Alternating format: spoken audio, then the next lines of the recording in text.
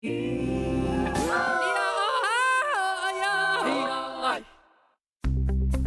from within, a cyber attack on public radio may have been an inside job. A flight attendant's death pushes Taiwan's aviation industry into the spotlight. 公司应该要诚恳地面对基层员工的声音和需求，好好的和工会来协商。Tensions swell in the South China Sea after a wave of incidents draws U.S. condemnation. Plus, okay, thank you. All eyes are on Gaza as a new deal brings relief to both Palestinians and Israelis. But what comes next?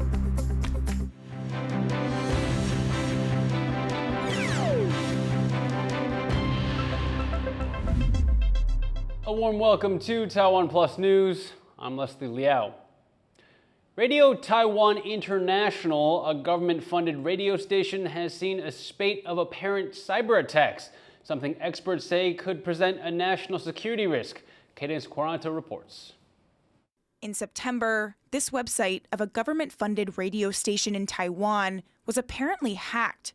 Its homepage banner temporarily replaced with the flag of the People's Republic of China, which claims Taiwan as its territory, a claim Taiwan rejects. It didn't stop there. Radio Taiwan International, or RTI, which the government considers among Taiwan's, quote, critical infrastructure, said it saw repeated cyber attacks around the clock for several days. The case is still under investigation, but prosecutors say the attacks appear to be an inside job, ordering at least 2 of the station's employees to be detained. The news prompting Taiwan's culture minister to urge more attention to be paid to public media. 作为一个公共媒体啊，包括央广或者是中央社或者公共电视，我觉得他们的这个从业人员应该用更高的道德标准来看，而且我也呼吁大家对于公共媒体多一些关心跟多一些资源。 One expert says the incident reveals a potential national security weakness in the event of war with China, as public media are important for getting information out. 我想，如果说一旦国家媒体被渗透了、被掌握了，那万一将来如果不幸两岸有任何冲突，我们需要借助这样的一个平台去做正确资讯的传播的时候，那恐怕就会完全被敌人掌握，然后是破坏，然后断绝我们内部的一个联系。 The expert also says there's a possibility China could be involved, but it does not appear there's any evidence of that yet. For now, the motivations of the individuals concerned have yet to be revealed, and the investigation still ongoing. Chris Ma and Cadence Quaranta for TaiwanPlus.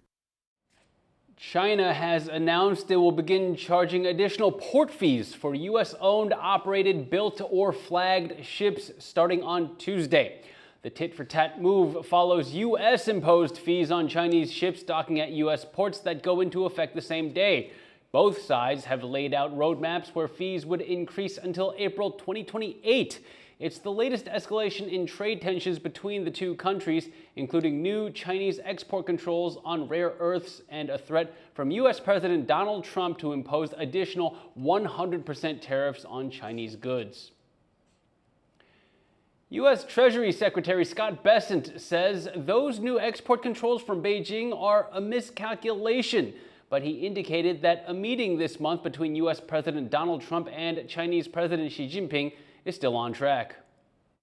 Maybe it was a mistaken attempt to try to gain leverage before the two leaders meet in Korea in October. And I can tell you, trying to get leverage in front of a meeting with Donald Trump is a bad idea. It was a miscalculation, but we are communicating now. I am confident that we can move forward. Bessent made the comments on Fox Business Network's Mornings with Maria.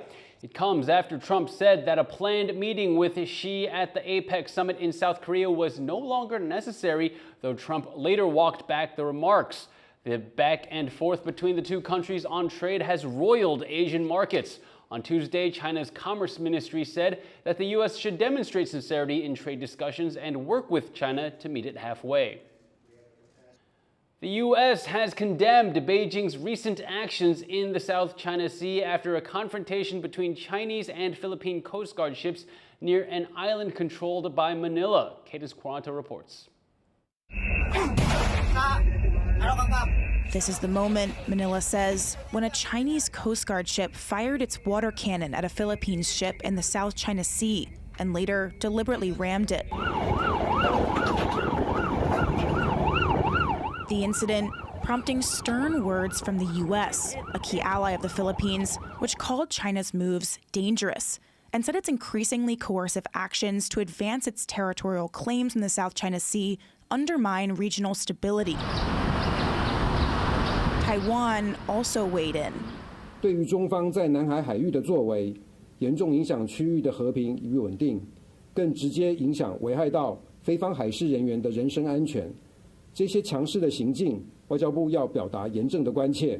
同时，外交部也密切关注当前南海相关岛屿的争端，并且呼吁各方保持克制。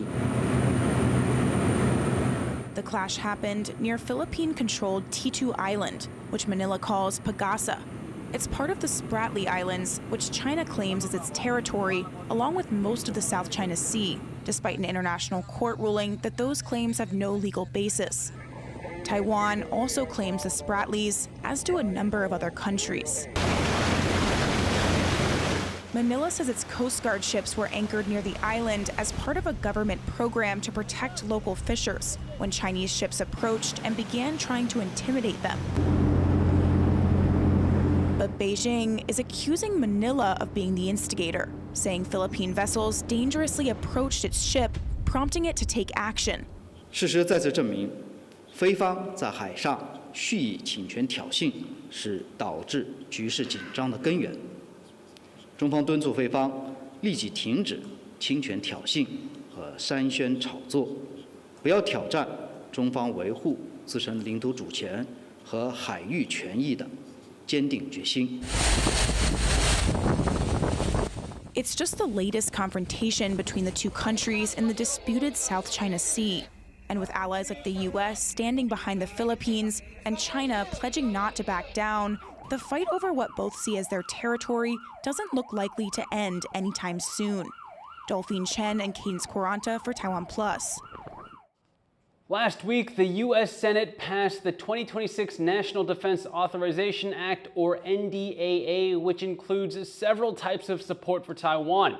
Senators also strongly urged the government to invite Taiwan to the RIMPAC military exercises and declared the way for up to $1 billion in defense aid. The House submitted its own version in September, and now the two chambers need to reconcile the two before sending it to President Trump. For more on what this could mean for Taiwan's defense, our reporter Larry Isiano spoke to Liao, a professor at National Zhengzhi University. Based on what is currently available, what are the primary differences between the Senate and the House version of this year's NDAA? The Senate basically has proposed to invite Taiwan to be part of RIMPAC 2026. So this may be the major differences between the House and also between the Senate. And I consider during the discussion and debate back in September, the House actually proposed through these Republican congressmen proposed to cut off the military assistance to Ukraine as well as Taiwan. But this proposal altogether were rejected. Do you expect the Taiwan-related parts of the NDAA to make it through negotiations without meaningful changes? There has been lots of discussion over the last few years. But because this is really in between the White House and Chinese government, so this actually shows a very strong political gestures. Of course, for Taiwanese, we just hope that there would be possibilities to be invited to RIMPAC. If it were to happen, what would Taiwan's participation in the RIMPAC naval exercise mean?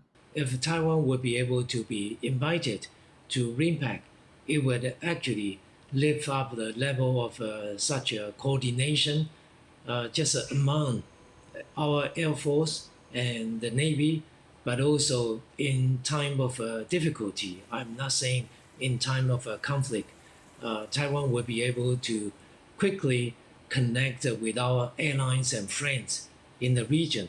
So from my professional perspective, this is all the more important to strengthen ROC Navy as well as ROC Air Force. But of course, there is an extra political implication. What is something that you're monitoring in this year's NDAA that you think is important for the future of US-Taiwan collaboration and engagement on these issues? From those proposals released by the media, at least through this defense industrial collaboration, since Taiwan is standing at the center of a global supply chain.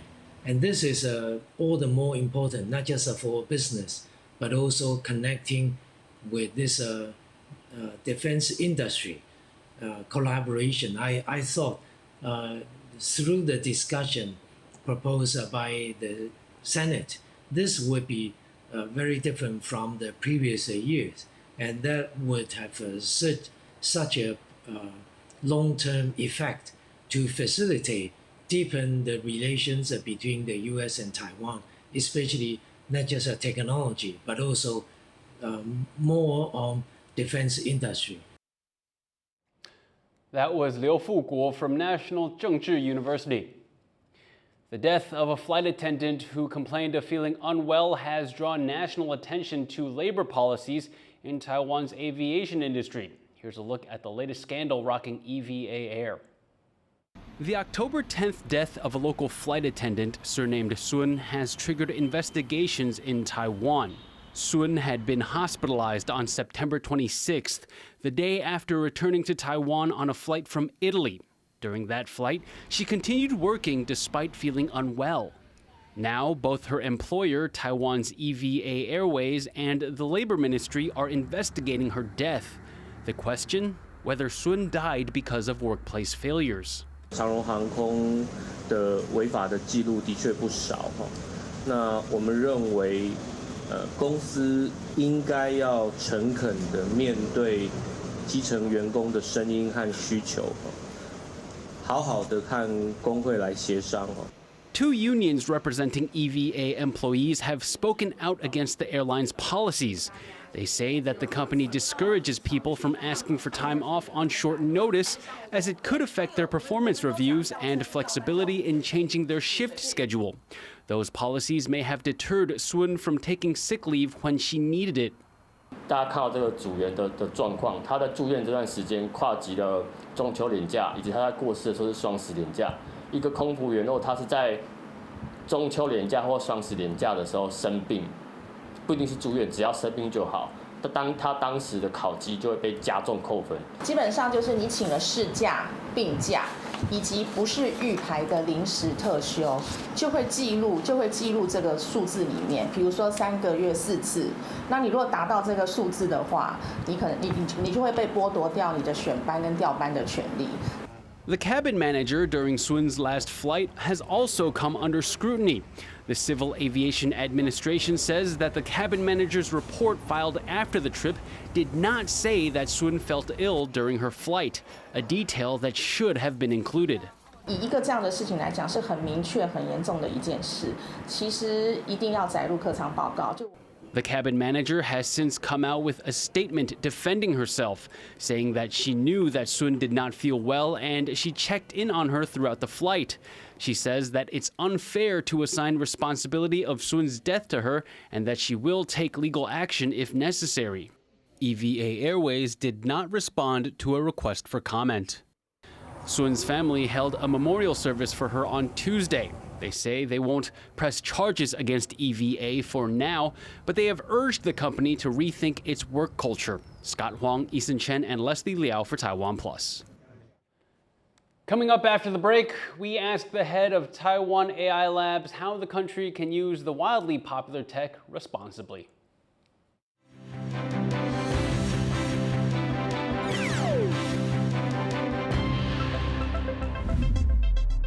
Playoff baseball is heating up, and every pitch and swing counts.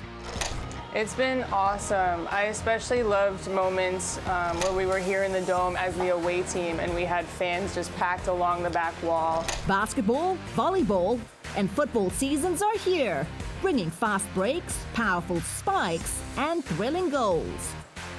You know, it's good to step outside and try to zoom out and see it from somebody else's perspective who's there to support you and to make sure that you keep going and everybody's just pushing along in the same direction. From the locker room to the stands, from key plays to game-changing moments, we've got you covered. 我们都知道，运动竞赛本来就很多的不确定因素，我们唯一能做的就是做好最好的准备，然后去应战。Action, highlights, and stories. Game on Taiwan, your home for sports.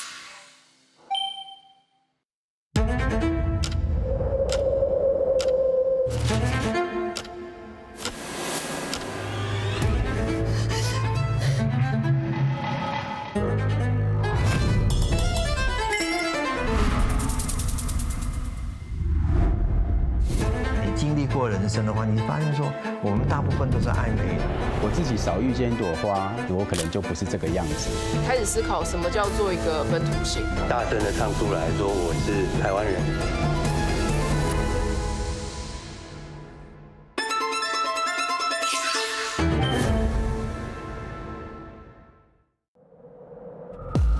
At Connected, we believe in the power of dialogue. Taipei 101 station. It's not just about the headlines, it's about finding common ground. Join the conversation. Global semiconductor administrations. Connected on TaiwanPlus.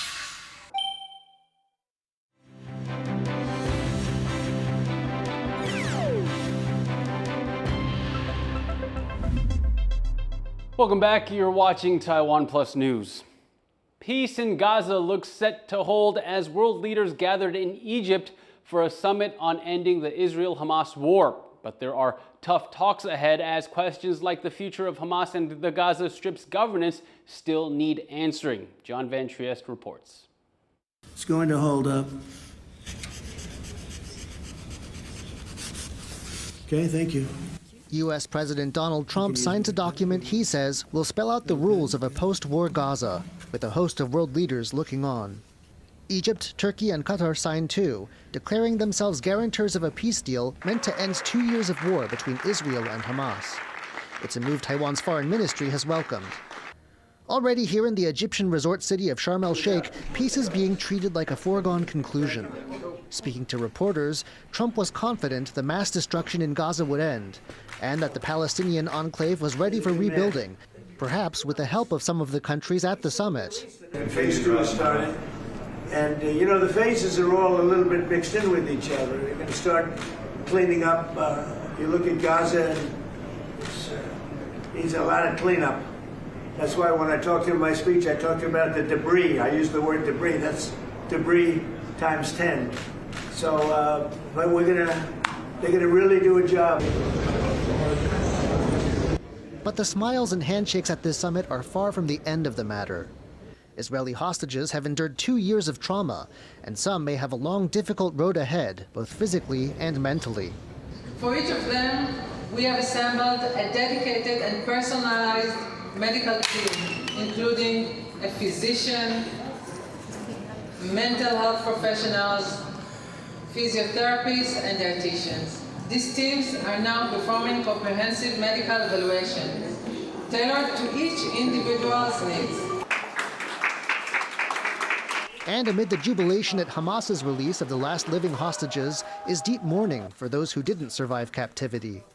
Hamas has only returned the remains of 4 of 28 deceased hostages so far, sparking anger in Israel. And despite the joyful reception of nearly 2,000 Palestinians freed from Israeli prison, most held without charges, life in Gaza is still bleak. Aid is set to flow in after the lifting of an Israeli blockade, but malnutrition will haunt a whole generation of young Gazans. If you're really acutely malnourished during that time, or even if you're moderately acutely malnourished at this time, you're going to have a lower IQ likelihood. You're going to have lower height. You're going to have lower weight. It's going to affect you for the rest of your life. Meanwhile, with 90% of Gaza's residential buildings damaged or destroyed, it will take more than a cleanup. Practical questions about peace abound too. Israel says it will only fully withdraw from Gaza if Hamas disarms. Hamas says it will only disarm if there's a Palestinian state. So how will Gaza be governed? And will Hamas accept a Palestinian state in which it has no apparent role? Some analysts fear the peace could quickly fall apart without strong U.S. willpower, especially given what they see in some in Israeli government, including Prime Minister Benjamin Netanyahu. I do not believe that he's given up on the idea that Israel would control at least part of Gaza, and many in his government have not given up on the idea that they would like the Palestinians removed from Gaza, or many of the Palestinians removed from Gaza, and what people call ethnic cleansing. And so that hasn't shifted. Trump has left the Middle East with hope and worry in equal measure. Now comes the hard part, making sure peace finally holds. Howard Jung and John Van Trieste for TaiwanPlus. What would responsible AI use in Taiwan look like? Taiwan AI Labs founder Ethan Du thinks he has the answer to keep humans in control of the technology's growing reach. TaiwanPlus reporter Isabel Wong caught up with Du for a recent episode of Zoom In, Zoom Out. I use AI, but it's easy to get very dependent on it. I'm not sure if that happened to you or not. When we're co-working with AI tools, how should we find the balance or the boundary of not being, over-reliance on that? The creativity of the human being and the investigation power of human beings will not be replaceable by AI. For example, in our Hualien local scene, when they want to create a song that represents their culture, that represents their hometown, AI cannot help them, but they can work with the AI to create a very good song representable for their history or their memory. That part AI cannot replace. That's a point where you are a strong advocate for responsible AI, Yeah. something related to that. So how do you think that it's being applied in the music sector? Because we talk about maybe there's copyright issue. What's the line there? One of the reasons we funded Taiwan AI Lab because we believe artificial intelligence will become a superpower, and if we don't control it right, in the future maybe artificial intelligence will control human instead of human in the center. In responsible AI, we actually advocate the artificial intelligence need to be responsible, need to be verifiable, need to be traceable, and need to be auditable before you use it. Sometimes I am joking, a large language model is a gossip engine. They learn a lot of People's gossip online. People's gossip, people's knowledge on the internet, but a lot of them are actually not correct. But because artificial intelligence, when you talk to GPT, they are very convincing. People tend to believe. Then that is actually become very dangerous because you can deepfake a lot of story, you can deepfake the video, you can deepfake the news, but actually that's not truth or that's misleading. So when we say responsible AI, the artificial intelligence can support the news media, for example, but need to follow the guidance of the ethic. Jensen Huang from NVIDIA, he mentioned that he's going to build a AI center in Taiwan. And also people knows about TSMC, the chips, it's a must in developing AI. What is Taiwan's place in the global AI race? I would say Taiwan is in a very great position because Taiwan is always a global citizen. We provide a solution and we provide a reliable hardware computing power. People, when they adopt Taiwan's solution, usually they feel comfortable because we will never go against we will never steal data. As a result, you can see a lot of AI chipset, more than 90% is manufactured in Taiwan by TSMC. and more than 50% of high-speed computing is also manufactured in Taiwan. Therefore, if we want to do the AI research, of course, Taiwan is a good place to start with. That was Ethan Du, founder of Taiwan AI Labs. You can watch the full interview from Zoom In Zoom Out on TaiwanPlus.com or our YouTube channel. After 184 days, the Expo 2025 World Fair has wrapped up with a lights out ceremony in Osaka, Japan.